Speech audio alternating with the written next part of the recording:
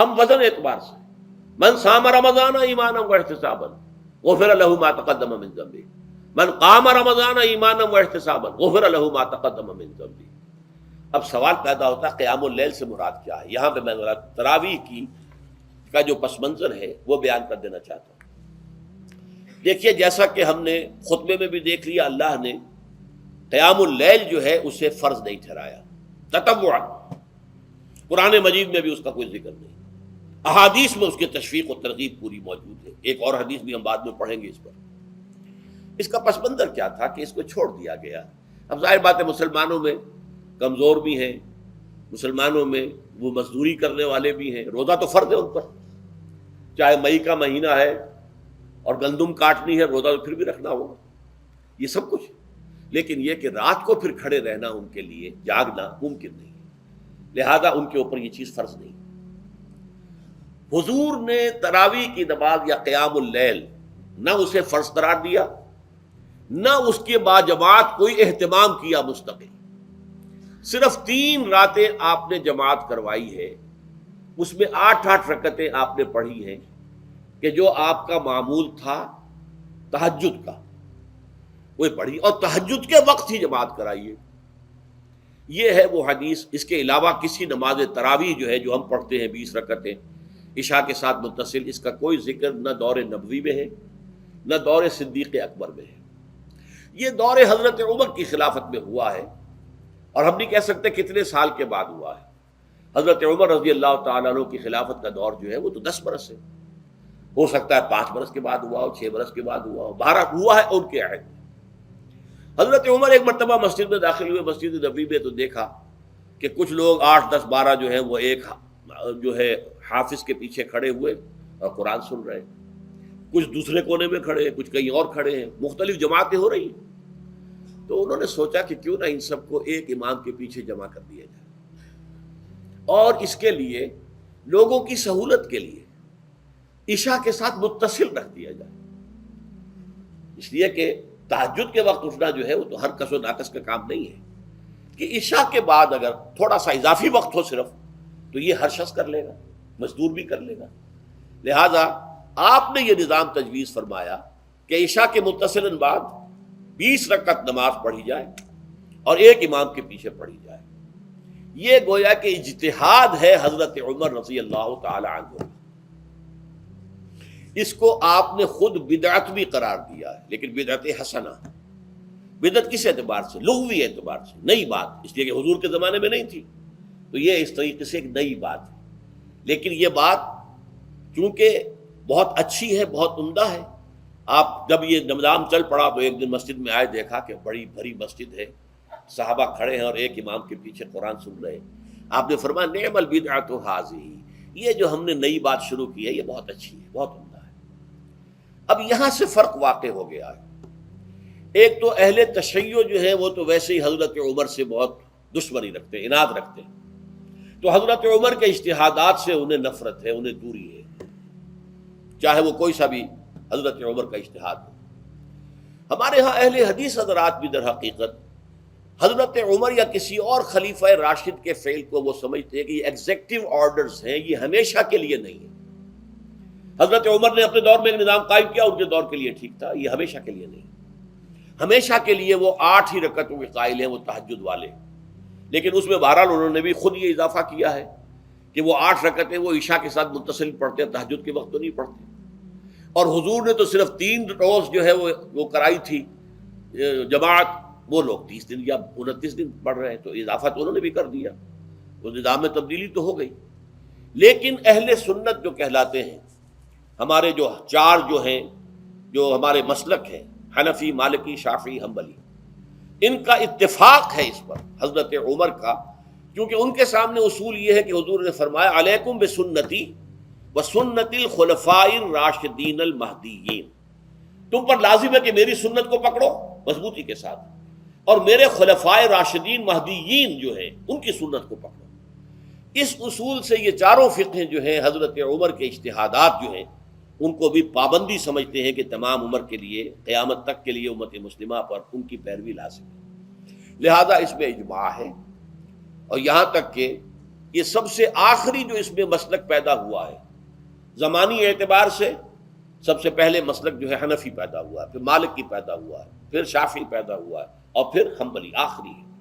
اور امام احمد ابن حنبل بہت بڑے محدث بھی ہیں۔ مسند احمد ابن حنبل جو ہے وہ بہت بڑی کتاب ہے، بہت اہم کتاب ہے، جامع کتاب ہے۔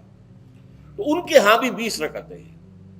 چنانچہ حرمین شریفین میں، سعودی عرب میں، مکے اور مدینہ منورہ میں جو نماز تراویح ہوتی ہے اس کی 20 رکعتیں ہیں، لیکن اہل حدیث حضرات جو ہیں وہ اس 8 کے اوپر اکتفا کرتے ہیں۔ بہرحال یہ ایک اختلاف ہے جو میں نے اس کا پس منظر بیان کر دیا۔ لیکن اس 20 رکعت نماز سے ادا کرنے سے، جو کہ زیادہ سے زیادہ 50 منٹ یا 1 گھنٹہ لگتا ہے، اس سے وہ قیام اللیل کا حق ادا نہیں ہوتا۔ قیام اللیل کا تو کچھ اور ہی تقاضا ہے۔ قیام کسے کہتے ہیں؟ یہ سورہ مزمل سے واضح ہوتا ہے۔ یا ایھا المزمل قم اللیل الا قلیلا نصفہ او انقص منہ قلیلا او زد علیہ ورتل القرآن ترتیلا۔ آدھی رات یا آدھی رات سے کچھ کم، یعنی تہائی رات، یا آدھی رات سے کچھ زائد، 2/3 رات، یہ ہے قیام اللیل۔ چنانچہ سورہ مزمل ہی کی آخری آیت جو دوسرا رکوع مشتمل ہے جس پر، اس میں صاف کہہ دیا گیا ان ربک یعلم انک تقوم ادنی من ثلثی اللیل ونصفہ وثلثہ وطائفۃ من الذین معک۔ اے اللہ کے نبی، اللہ خوب واقف ہے کہ آپ بھی اور آپ کے ساتھ ایک جماعت بھی رات کو کھڑی رہتی ہے، 2/3 رات یا آدھی رات یا 1/3 رات۔ تو یہ سارا معاملہ جو ہے قیام اللیل کا، گویا کہ کم سے کم 1/3 رات پر اس کا اطلاق ہو سکے گا، یہ نہیں کہ 1 گھنٹے۔ اب اس کے ضمن میں دیکھیے حدیث پڑھیے، تیسری حدیث ہے ان عبداللہ ابن عمرو ابن العاص رضی اللہ تعالی عنہ۔ یہ وہی عبداللہ ابن عمرو ہے جن کی میں نے آپ کو حدیث پہلے سنائی ہے۔ یہ ساری رات کھڑے رہتے تھے، پوری رات، اور ہر روز روزہ رکھتے تھے، جس پر حضور نے منع کیا، لا تفعل، مت کرو ایسا۔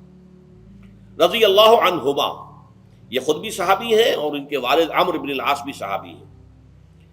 ان رسول اللہ صلی اللہ علیہ وسلم قال، کہ اللہ کے رسول صلی اللہ علیہ وسلم نے فرمایا، الصیام والقرآن یشفعان للعبد، روزہ اور قرآن بندے کے حق میں شفاعت کریں گے۔ یقول الصیام، روزہ یہ عرض کرے گا اللہ کی جناب میں، اے رب پروردگار، انی منعتہ الطعام والشہوات بالنہار، میں نے تیرے اس بندے کو دن کے دوران کھانے پینے سے اور اپنی شہوت کا تقاضا پورا کرنے سے روکے رکھا، یہ میری وجہ سے روکا رہا، تو میری شفاعت اس کے حق میں قبول فرما، فشفعنی فیہ، میری شفاعت اس کے حق میں قبول فرما۔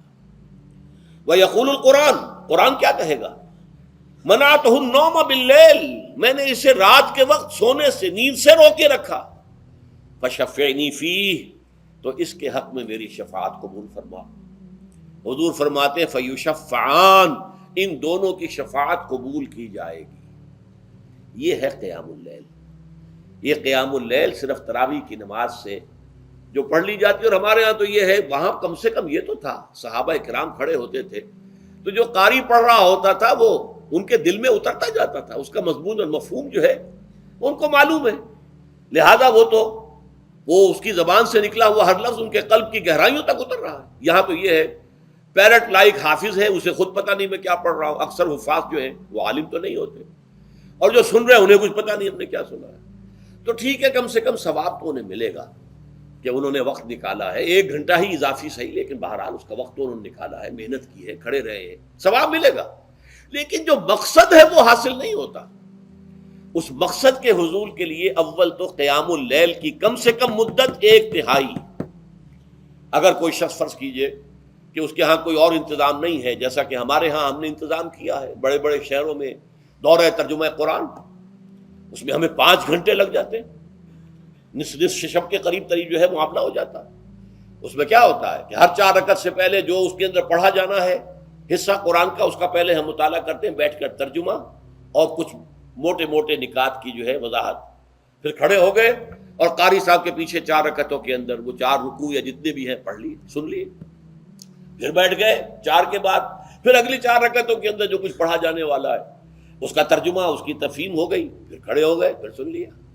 اس طریقے سے 5-6 گھنٹے میں تراویح ختم ہوئی، تو تراویح بھی ہو گئی، حضرت عمر کے اجتہاد پر عمل بھی ہو گیا، 20 تراویح ہو گئی، لیکن یہ ہے کہ اس کے ساتھ جو اصل غرض و غایت ہے قیام اللیل کی وہ بھی حاصل ہو گئی۔ یہ ہم نے 17 سال پہلے شروع کیا تھا یا 18 سال پہلے، اور وہ انشاءاللہ اللہ کے فضل و کرم سے اب چل رہا ہے، بڑے بڑے شہروں میں ہو رہا ہے۔